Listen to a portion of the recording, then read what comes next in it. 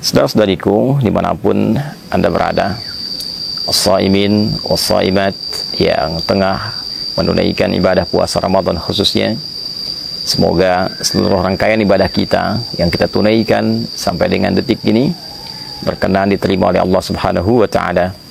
Baik puasa yang kita tunaikan dari mulai fajar tiba sampai dengan maghrib datang, pun demikian dengan ibadah malam kita, solat-solat kita, tilawah Quran kita, zikir kita, dan taubat kita kepada Allah Subhanahu wa Ta'ala.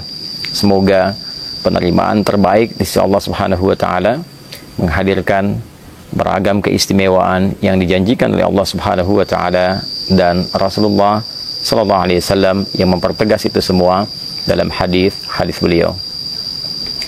Teman-teman sekalian, di antara ibadah yang penting di bulan Ramadan adalah ibadah yang ditunaikan di sepanjang malam Ramadan. Sebagian orang mengira bahwa puasa itu hanya terfokus pada ibadah siang saja, saat seorang insan beriman mampu menahan lapar, menahan haus, menahan hasrat biologisnya dari mulai terbit fajar sampai dengan terbenam matahari di waktu maghrib. Namun demikian, Nabi SAW memberikan satu informasi yang sangat penting, sangat luar biasa mengenai satu amalan di malam-malam Ramadan yang bila kita tunaikan menghadirkan keistimewaan, yang bahkan keistimewaan ini disampaikan dengan diksi yang serupa oleh Nabi SAW dengan rangkaian-rangkaian keutamaan yang mengiringi ibadah siang di bulan Ramadan. Dalam hadis riwayat Al-Bukhari, bahkan dalam selisih yang tidak banyak di penomoran hadisnya, melalui rawi atau periwayat yang sama, yaitu sahabat Abu Hurairah radhiyallahu taala anhu dari Nabi sallallahu alaihi wasallam. Kala beliau sallallahu alaihi wasallam menginformasikan tentang keutamaan Ramadan, beliau bersabda, "Man shama Ramadhana imanan wa ihtisaban, ghufira lahu ma taqaddama min dhanbi." Siapapun yang menunaikan puasa Ramadan, jadi khusus dikerjakan di bulan Ramadan, seperti pernah saya sampaikan di pertemuan yang lalu, bukan menunjukkan puasa yang umum, Seninkah, Kamiskah, Ayyamul Bid atau selainnya, tapi memang khusus dikerjakan di waktu Ramadan. Man shama Ramadhana imanan, ia kerjakan puasa Ramadan ini dengan penuh keimanan, berwujud keikhlasan karena Allah Subhanahu wa Ta'ala. Wahtisaba, dia berharap ridha Allah, pahala dari Allah, dan mengoreksi dirinya untuk mendapatkan ampunan Allah. Ghufira lahu ma taqaddama min dhanbi, maka sepanjang bentangan dari terbit fajar sampai dengan terbenam matahari itu ada peluang bagi dirinya untuk mendapatkan ampunan dari Allah atas semua dosa-dosa yang pernah ia kerjakan. Redaksi hadis ini nyaris kita dapati kesamaan yang luar biasa, nyaris kita dapati kemiripan yang luar biasa dengan ibadah malam. Perbedaannya hanya terletak pada bentuk ibadahnya. Jika pagi itu shoma, yaitu puasa, maka malam itu qama, qiyam, penunaian salat. Hadis paginya sampai ke maghrib, dari terbit fajar sampai maghrib, man shoma Ramadhana, maka hadis tentang ibadah malam yang menunjukkan keistimewaan luar biasa itu, Nabi bersabda, man qama Ramadhana imanan wa ihtisaban, ghufira lahu ma taqaddama min dhanbi. Siapapun yang menunaikan ibadah qiyam khusus di malam-malam Ramadan, qama Ramadhana. Jadi qiyam ini baik itu qiyamul lail sifatnya, baik itu tahajud ataupun witir, dikerjakannya khusus di malam-malam Ramadan, bukan di luar malam Ramadan. Bukan Al-Muharram, bukan Safar sampai dengan Rajab, ya, atau bahkan Syawal, atau bahkan kemudian Dzulqa'dah, Dzulhijjah. Ini khusus sepanjang malam Ramadan saja. Man qama Ramadhana, siapapun yang mampu menghidupkan malam Ramadan dengan menunaikan qiyam. Qiyam di sini dimaksudkan salat. Karena redaksi salat di dalam Al-Qur'an seringkali diiringi dengan turunan kata qama. Baik itu dari qamanya ataupun aqamanya. Aqama yuqimu iqamatan, aqimus salah, yuqimuna salah, aqimis salah. Bahkan sebelum salat ada iqamah. untuk memberikan isyarat kepada kita kesiapan untuk menghadirkan kekhusyuan sebelum menunaikannya. Man qama ramadhana, siapapun yang menunaikan, menghidupkan malam Ramadan, menunaikan salat dengan penuh kekhusyuan, imanan, dan dia kerjakan salat ini karena Allah. Bukan karena trennya orang bangun dia bangun. Bukan karena trennya orang menunaikan salat ini berjamaah dia ikut berjamaah. Bukan karena trennya menunaikan salat di masjid fulan, masjid X, masjid yang ramai, lalu dia ikut ke situ hanya untuk mengupdate statusnya. Bukan. Dia kerjakan semua ini untuk mengharapkan ridha Allah Subhanahu wa taala. Wahtisaba, dan dengan keikhlasannya ini dia berharap benar ridha Allah, pahala dari Allah, seraya dia menghidupkan nilai evaluasi bagi dirinya. Dia evaluasi dirinya, dia bermuhasabah. Ghufira lahu ma taqaddama min dhanbi. Sama persis kalimatnya. Maka ia berpeluang mendapat ampunan Allah Subhanahu wa taala dari semua dosa yang pernah ia kerjakan selama hidupnya. Jadi antara ibadah siang dengan ibadah malam, satu ada keistimewaan yang serupa, yaitu sama-sama berpeluang menghadirkan ampunan Allah Subhanahu wa taala. Serupa dengan hadirnya peluang ampunan dosa dari Allah Subhanahu wa taala. Oleh karena itu, ibadah malam ini tidak boleh disia-siakan.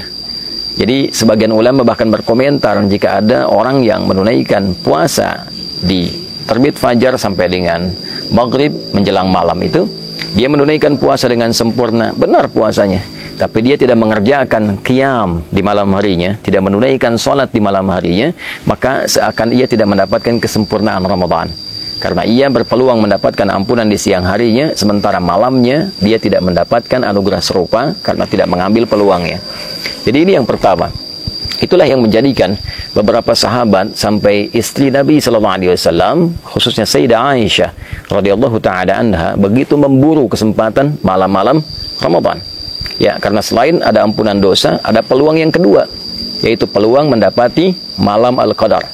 Ya, peluang mendapati malam Al-Qadar. Karena ada hadis dengan redaksi yang lain yang memberikan penjelasan, memberikan tafsiran tentang keutamaan menunaikan ibadah salat di malam-malam Ramadan ini.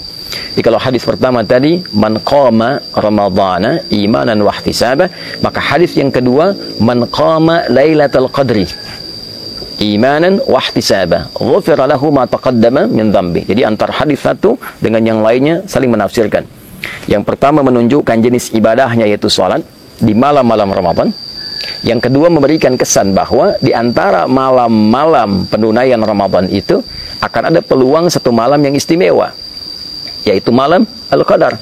Jadi orang yang mampu menghidupkan malam Ramadan dan menunaikan sholat di dalamnya, maka di antara peluang yang ia dapatkan adalah kesempatan besar mendapatkan anugerah malam Al-Qadar. Untuk itulah kemudian Nabi SAW menegaskan, man qama lailatul qadri, siapapun yang mampu menunaikan sholat di malam Ramadan dan bertepatan malam itu dengan malam Al-Qadar, ghufira lahu ma taqaddama min dhanbi, maka berpeluang ia mendapatkan semua ampunan dari beragam jenis dosa yang pernah ia kerjakan dalam hidupnya. Sampai satu ketika Al-Imam At-Tirmidzi mendokumentasikan satu hadis yang riwayatnya tersambung pada Sayyidah Aisyah radhiyallahu taala anha dari Nabi sallallahu alaihi wasallam. Satu keterangan ketika beliau bertanya kepada Nabi sallallahu alaihi wasallam, qalat atau kama qalat, ya Rasulullah, ara'aita in 'alimtu ayya lailatul qadri ma aqulu fiha. Ya Rasulullah, bagaimana pendapat Anda sekiranya saya menyadari, saya merasakan malam ini ada getaran yang berbeda, ada tanda-tanda malam Al-Qadar. Maka kalau saya sedang menghidupkan malamnya, kemudian merasakan aura itu, doa apa yang harus saya bacakan? Doa apa yang Anda bimbingkan?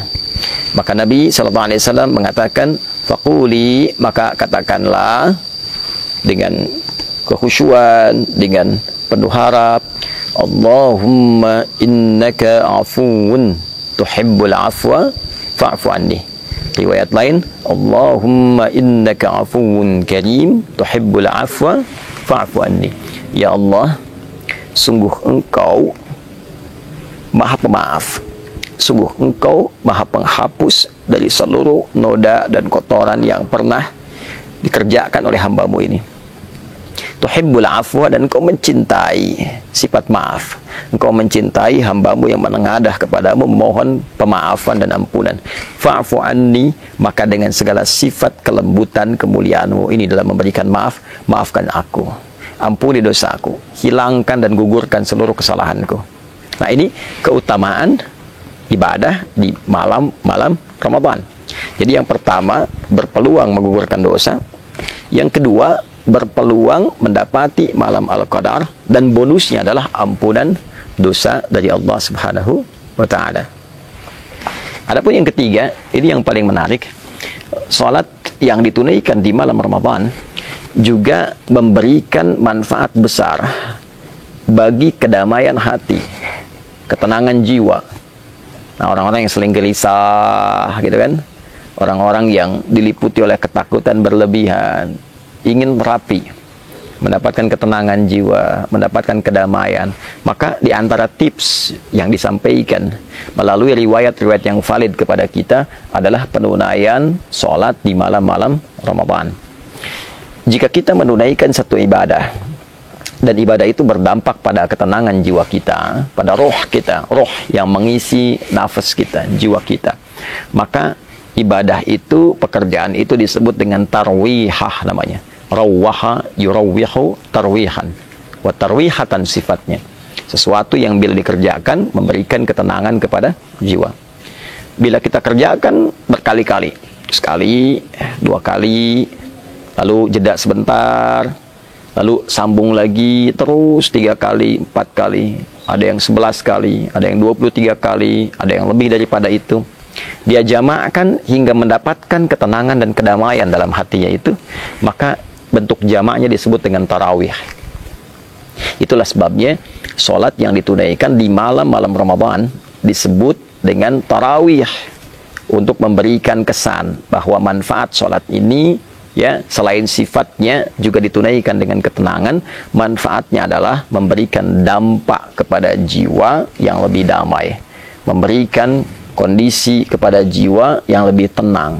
Jadi orang yang rajin menunaikan ibadah tarawih dan ditunaikan dalam keadaan tenang, dalam keadaan yang baik, itu dampaknya ke hati akan memberikan kedamaian yang tidak didapatkan dalam suasana-suasana yang lain. Itulah sebabnya kenapa ibadah ini diviralkan namanya dengan tarawih, untuk memberikan motivasi kepada kita, ayo supaya hati kita lebih tenang, lebih damai. Yang kedua, ayo lakukan dengan tenang, bacaannya yang baik, jangan buru-buru, jangan tergesa-gesa, lakukan dengan penuh kedamaian sampai mendapatkan gelombang, frekuensi-frekuensi ke dalam jiwa kita yang menghunjamkan kedamaian pada hati. Cari imam-imam yang baik, yang memberikan getaran-getaran yang menenangkan kepada jiwa. Nah, itulah manfaat ibadah-ibadah yang ditunaikan di malam Ramadan, khususnya sholat yang kita hidupkan sepanjang malam Ramadan. Jadi sholat tarawih, qiyam Ramadan bukan ibadah biasa.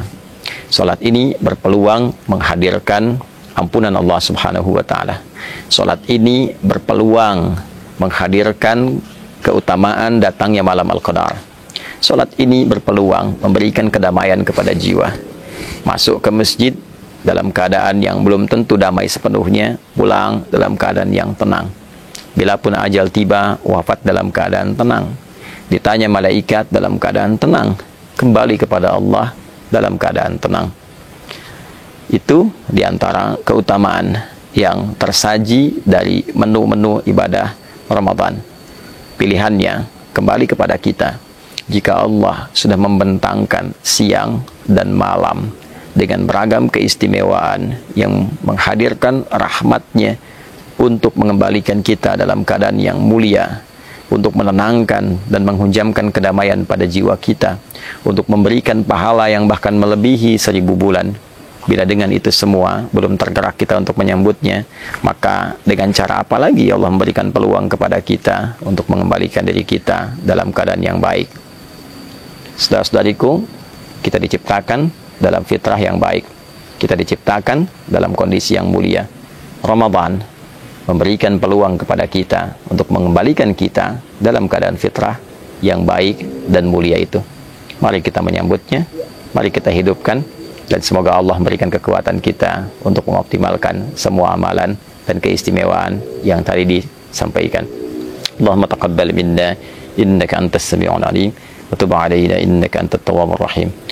Allahumma ij'alna min muqimis salah wa nakhussuka ya Allah warzuqna ya arhamar rahimin bil quwwah wal hubb ya arhamar rahimin bil quwwah wal hubb at-tam li iqamati at-tarawih mukhlisina lakad-din ya rabbal alamin.